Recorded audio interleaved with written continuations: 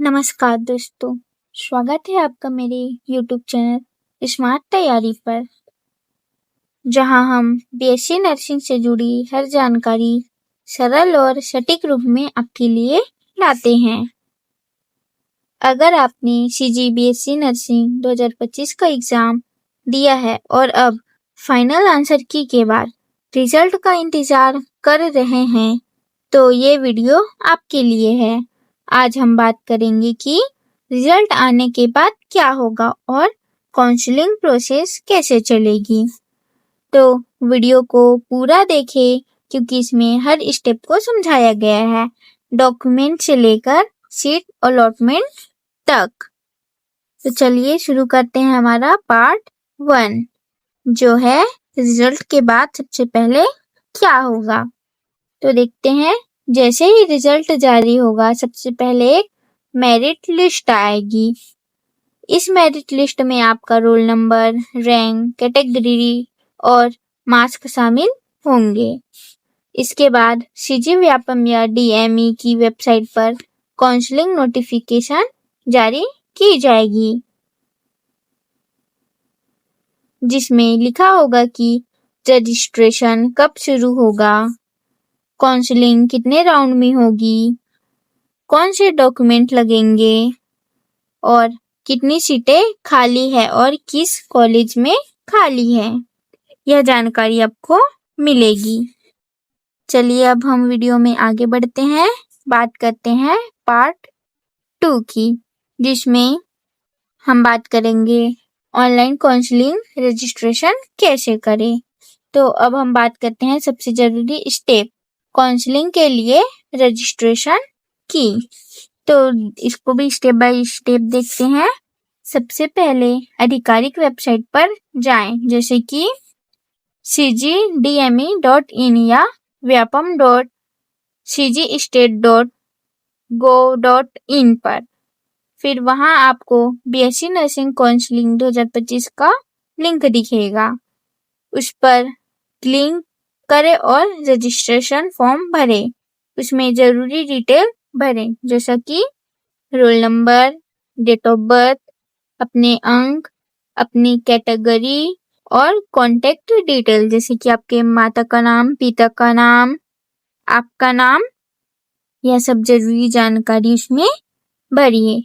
उसके बाद आपको काउंसलिंग फीस 200 से 250 के बीच होती है, उसका ऑनलाइन भुगतान करेंगे। उसके बाद आपको रजिस्ट्रेशन के बाद लॉगिन आईडी और एक पासवर्ड जनरेट होगा। इसे आप सुरक्षित रखें, यह आपको बाद में काम जरूर आएगी। इसके बाद हम बात करेंगे पार्ट 3 की, जिसमें आपको पता चलेगा चॉइस फिलिंग और कॉलेज कैसे चुने। तो अब बारी आती है चॉइस फिलिंग की।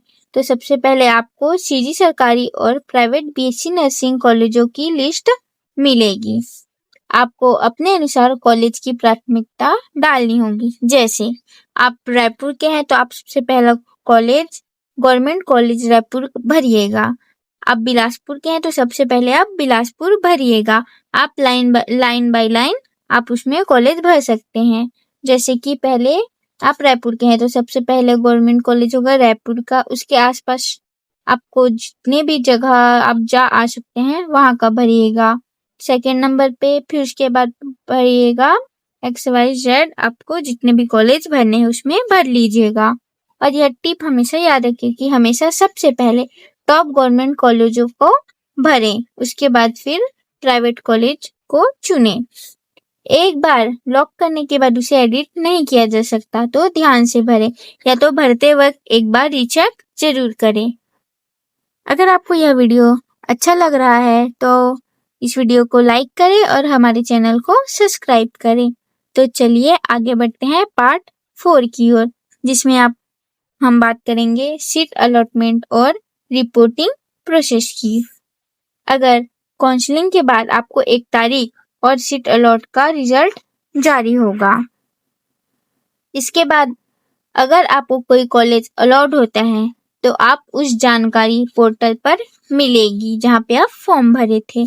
साथ ही एक अलॉटमेंट लेटर भी मिलेगा। इसे वही पोर्टल से आपको डाउनलोड करना पड़ेगा या फिर कोई भी ऑनलाइन सेंटर में जाके डाउनलोड कर सकते हो।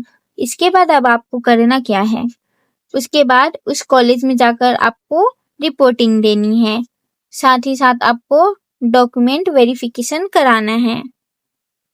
इसके बाद हम नेक्स्ट टॉपिक में डॉक्यूमेंट और वेरिफिकेशन की बात करेंगे। इसके बाद आपको एडमिशन फीस जमा करना है। जितने उस कॉलेज का एडमिशन फीस होगा उसको आपको वहां जमा करना होगा।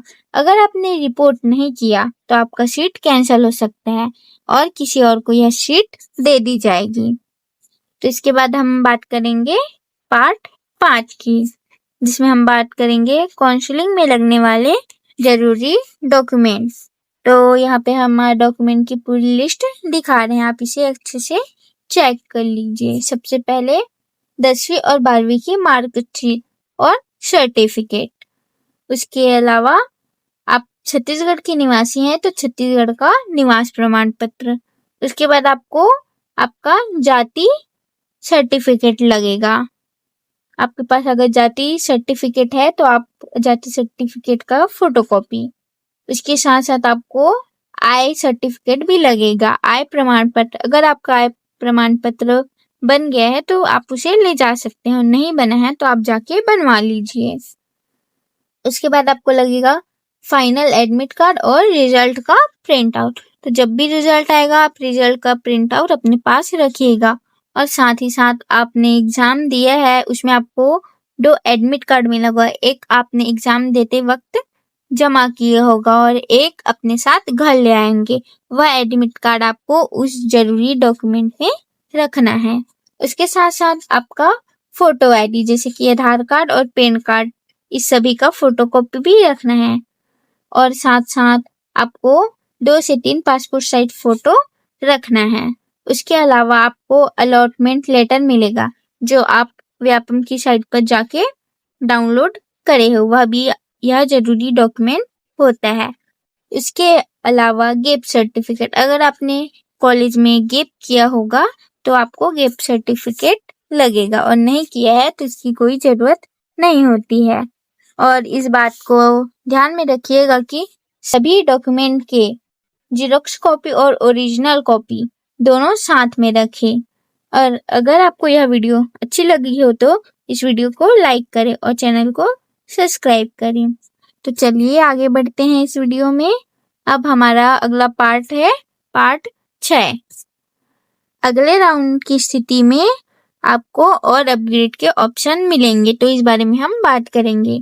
अगर आपको पहले राउंड में सीट नहीं मिली या आपकी पसंद की सीट नहीं मिली तो आप क्या कर सकते हैं, आप अगले राउंड का वेट कर सकते हैं। साथ ही साथ आपको फ्लोट और फ्रीज जैसे ऑप्शन मिल सकते हैं अगर उस कॉलेज में लागू हो तब। अगले राउंड की चॉइस फिलिंग्स फिर से करनी होती है। अगर पहले राउंड में आपका नाम आ गया है और आप नहीं जा पाए हैं तो सेकेंड राउंड के लिए आपको फिर से काउंसलिंग का फॉर्म भरना पड़ेगा। लेकिन अगर आपका पहले राउंड में नाम नहीं आया है तो आपको सेकेंड राउंड के लिए काउंसलिंग फॉर्म नहीं भरना पड़ेगा। कई बार होता है कि सेकेंड और थर्ड राउंड में बेहतर कॉलेज मिल जाता है, इसलिए आप निराश ना हुए। CGBSC की यह काउंसलिंग प्रोसेस पूरी हो जाएगी। अगर इसके अलावा आपके मन में कोई और भी सवाल है तो आप मुझे कमेंट में पूछ सकते हैं, मैं जवाब देने की पूरी कोशिश करूंगी। और अगले वीडियो में हम बात करेंगे कि Chhattisgarh top government nursing college के बारे में बात करेंगे। और अगर आपको यह वीडियो अच्छा लगा हो तो हमारी वीडियो को लाइक करें, अपने दोस्तों के साथ शेयर करें और हमारे चैनल को सब्सक्राइब करें। ऑल द बेस्ट आपके एडमिशन के लिए, और वीडियो में अंत तक बने रहने के लिए आपका धन्यवाद।